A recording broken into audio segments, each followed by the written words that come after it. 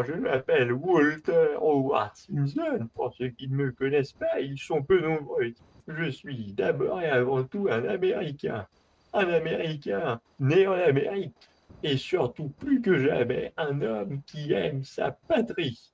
J'ai pu occuper la plus belle des fonctions, celle de gouverneur de notre chaleureux État.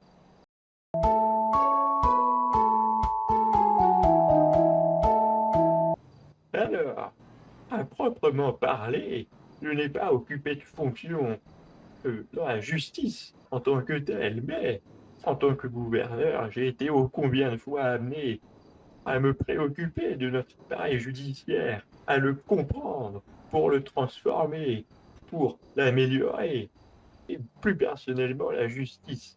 C'est un goût que j'ai depuis tout petit. J'ai fait des études de droit.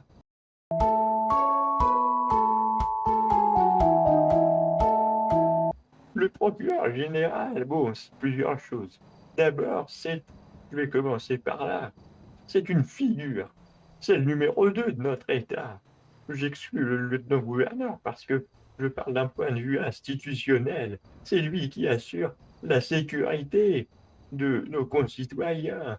C'est lui qui s'occupe de la réinsertion, capable de porter sa voix, d'être transparent avec la population. Moi, je veux être un procureur général qui, justement, replace cette notion de transparence au cœur de tout.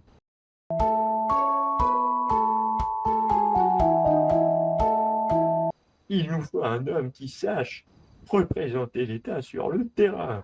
Alors donc il nous faut aussi quelqu'un qui soit capable d'organiser un travail collectif, qui soit capable d'être aussi un patron quelque part. Il doit prendre des décisions, donner des ordres, parfois des choix difficiles. Mais en tant que procureur, et je vais finir là-dessus, c'est aussi une figure fondamentale du cabinet du gouverneur. Le procureur général est un conseiller de premier plan pour le gouverneur en matière de justice. Il nous faut un procureur qui ait conscience de l'étendue de son rôle. Et je crois en avoir fait la démonstration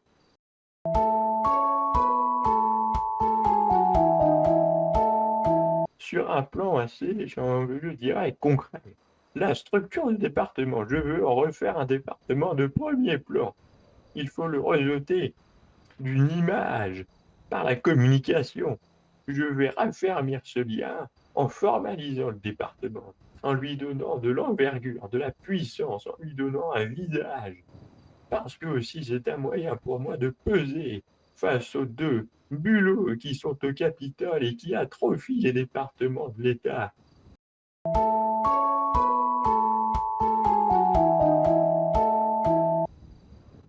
Mon opinion, c'est la Constitution. Ce n'est d'ailleurs pas une opinion, c'est notre droit fondamental, notre deuxième amendement. Nous devons être capables, en droit, de nous armer librement.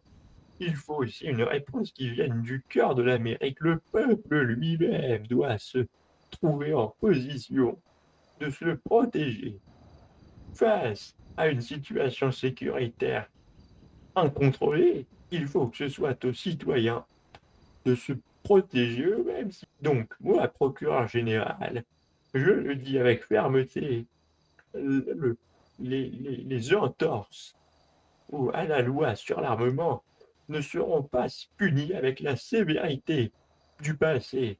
Je veux montrer aux Américains qu'ils ont encore le droit de l'être. Il faut un allié aux Américains. Je serai cet allié. Pour les autres, tant pis.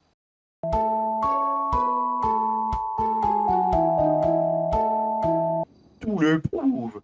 Les études sociologiques le prouvent. Là où les gens sont dans des quartiers malfamés, la criminalité est élevée. Il se trouve aussi, cela déplace certains quand je le dis. Lorsque j'étais gouverneur, on m'a menacé pour avoir dit ça, mais je le répète, haut et fort, il y a un lien entre immigration et criminalité.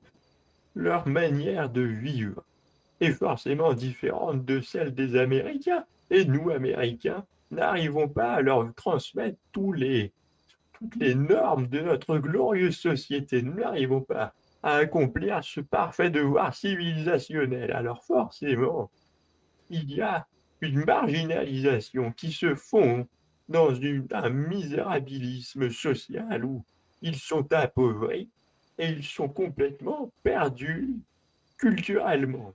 Donc, il y a évidemment un lien entre le milieu social et la criminalité. C'est bien pour ça que je le dis. Il nous faut de la fermeté avec les immigrés.